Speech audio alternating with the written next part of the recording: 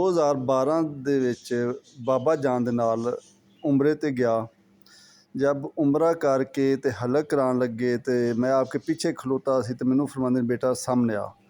जिसले मैं सामने क्योंकि बहुत बड़ा काफिला था, जिसले सामने आके खड़े हुए तो फरमांदे बेटा आपको मुबारक हो, आपका उम्रा अल्लाह ताला की बारगाह में कबूल हो गया। और भी 2-3 दोस्त हैं तो और फरमाते हैं कुछ दोस्त ऐसे नहीं जैसे आए वैसे ही वापस जा रहे हैं।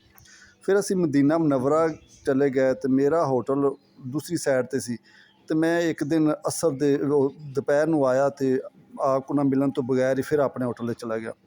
जब असर दे वक्त आया तो आपने ना नाराज़गी का इजहार किया। मैंने अर्ज़ की जी, मैं खामोश हो गया। तो मैं जाकर जिसले मस्जिद नबवी के अंदर रोज़ा रसूल छतरियाँ ने सेन में बैठे तो मैंने अर्ज़ की जी मैं जो कुछ भी हूँ आपकी बारगाह का एक अदना सा कुत्ता और फ़कीर हूँ तो मैनू माफ़ फरमा दो। तो रात को सौन के वक्त जिसले सौन लगा तो मैं हजूर नबी पाक सल्लल्लाहु अलैहि वसल्लम की तरफ रोज़ा मुबारक को देखते हुए गुंबद खजरा को देखते हुए अर्ज़ की या रसूलल्लाह आपकी बारगाह में भी आके मैं परेशान हूँ। तो गैब से आवाज़ आई आप अपना नुकसान खुद कर रहे हो, अपना नुकसान आप खुद कर रहे हो।